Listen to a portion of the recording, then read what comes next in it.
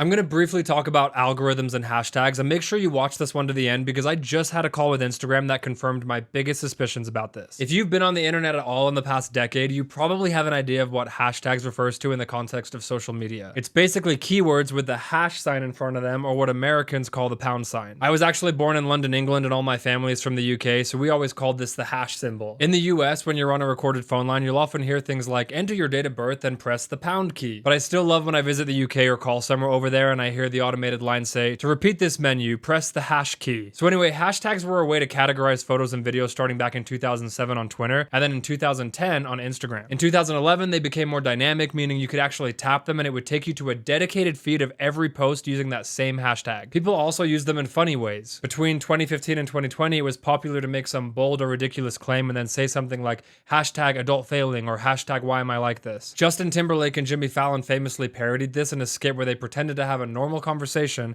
but after every sentence they would tack on things like hashtag blessed or hashtag nailed it or hashtag selfie, which gave everyone an opportunity to laugh at how over the top this had gotten. So here's how content creators used to use hashtags to their advantage, and here's also how it's changed. In the past, creators used them to describe what their content was about in the hopes that others would discover them through that hashtag page. Someone might browse hashtag fitness or hashtag travel, and the dream was that your post would magically show up for them while they're browsing in that hashtag feed. Influencers hoped this would get them more attention and more views and likes on their posts. But now there's so much content being uploaded that these hashtag feeds are constantly scrambled by the platforms and are really oversaturated. With over 100 billion posts combined across major social media apps, the odds of someone finding your video just because you used a hashtag is basically like finding a needle in a haystack. So if you're relying on hashtags to go viral, it's probably not gonna happen. Like we'll talk about in the next video, you need people to actually watch your content for a meaningful amount of time, usually half or more of your video, to go viral. So for years, I've watched people pile on as many hashtags as possible. They put them in the caption, then they copy and paste a second pile of them into the comments. And I've been saying forever that this is a waste of energy, but I do get why people do it. They want to increase their odds of being discovered, which I'm all for. But when it comes to the probability of someone finding your video under a categorized hashtag feed,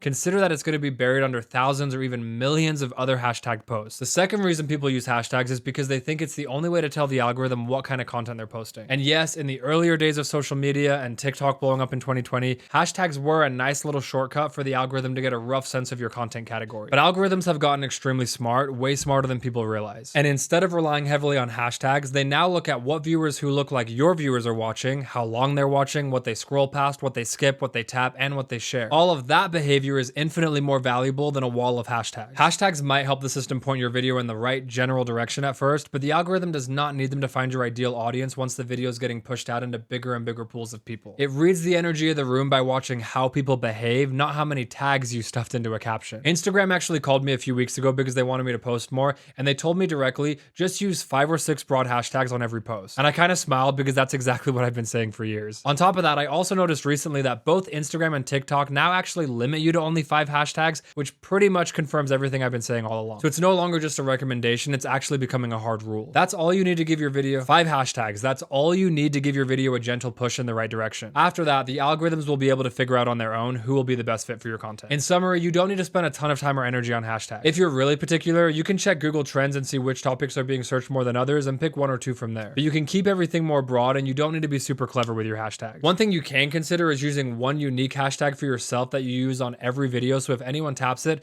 they'll instantly see all of your content grouped together. I did this in 2020 when I started my Discount Dentist series that now has billions of views. I basically found a hashtag that no one had used before, Discount Dentist, and used it under every single video. It also helped me out because I could click on it and it would show me fan pages that were copying my content, or people who were making videos about me, or most importantly, it would show me which of my videos were getting the most engagement all in one place, and how many people were remixing my content and using my same hashtag. In summary, let hashtags support your content, but don't expect them to carry it. Next up, we're going to talk about analytics and what you can learn from the data that you already have right now on your own channel.